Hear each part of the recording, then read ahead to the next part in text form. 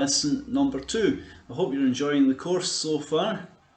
In the first lesson we were working on major chord progressions in the key of C, and the progression we were working on was C to F to G and back to C.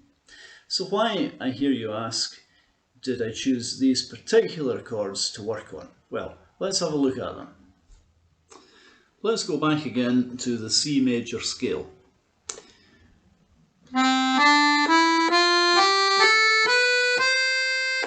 The first note is C, and it's also known as the tonic. So the first note of any scale is the tonic. So a chord built on the tonic is the tonic chord.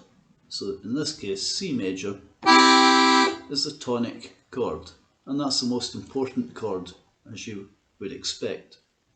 The second most important chord is a chord on the fifth, which is G.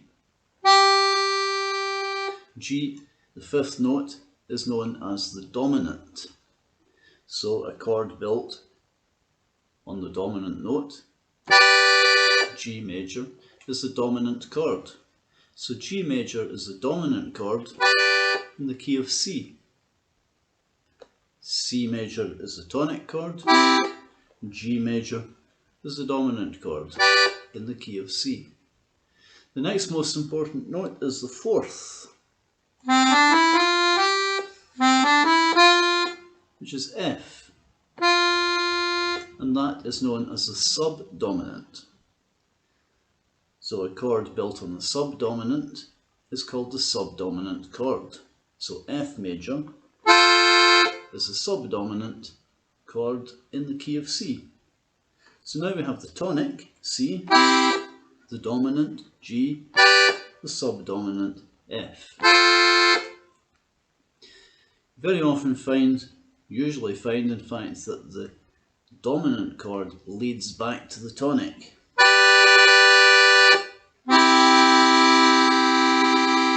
Or in an inversion.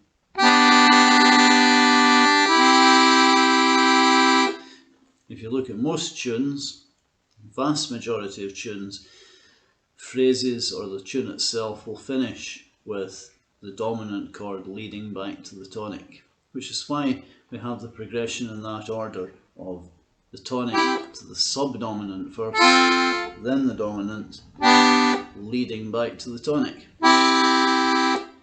Now these three chords are very significant chords in any key.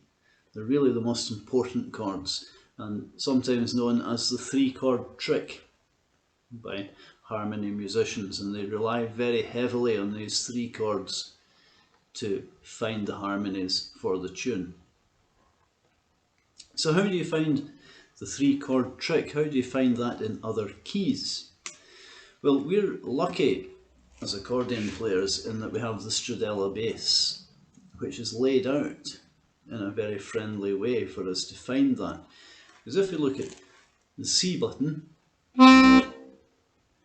as the tonic, one down from there is F, which is the subdominant.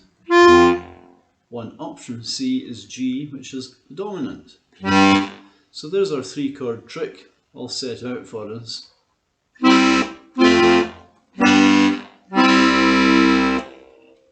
All very nice and handy.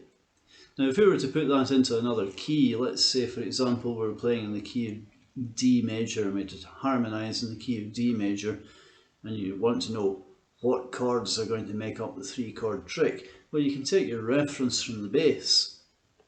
There's your D, one down from that would be G, so your subdominant is G. Your dominant, one up from D, is A. So there's your dominant chord, so your three-chord trick in D is there. D, G, A.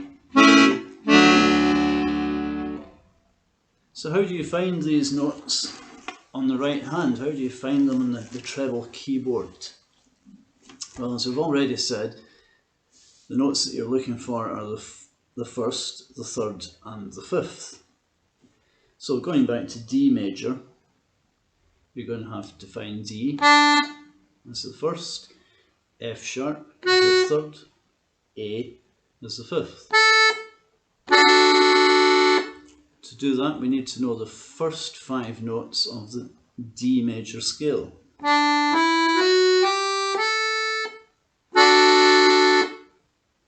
Then the subdominant, well, the subdominant is G, which is an old friend to us. We already know that it's D, that it's G, B and D. G major, we're okay with that one. The dominant, as our bass will tell us, is A. So we have to find the first 5 notes in the scale of A. The first is A, the third is C sharp, and the fifth is E.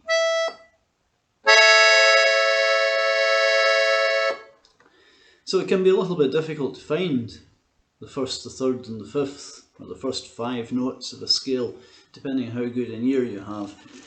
But as it says in the book, the British College of Accordionists official scale books are available from Sharnwood Music, and the website address for that is on the first page, at the bottom of the first page of the book. So you can always order up a scale book, and that will show you every single scale that there is, and it will keep you right when it comes to that. Okay, moving on, let's have a look at bass accompaniments. The second section of the book deals with bass accompaniments. This is once you have become very comfortable with your chord progressions. So going back to the original progression in C major, once you're very comfortable with that, you can spice things up a bit by adding in the bass. You can put the bass in 3/4 time, 2/4 time, 4/4 time. Okay, so the book shows examples of 3/4 time and 2/4 time, but you can also do other ones if you want to.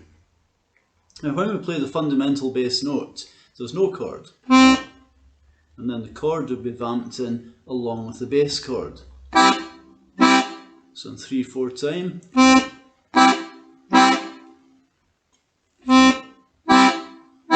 changing to F,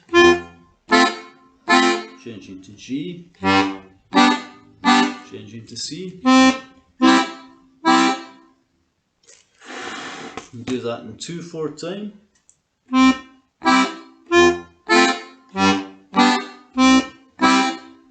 Again, no chord on the bass note, the chord comes with the chord.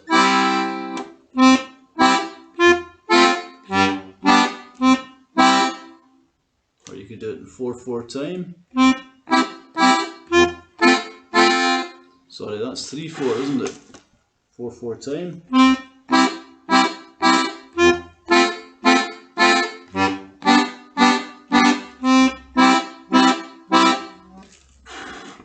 And of course you can do that with all your inversions too, starting with C in its first inversion.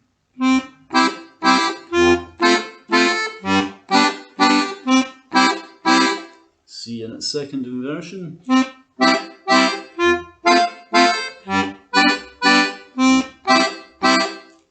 And in fact you can do it with every progression in the course.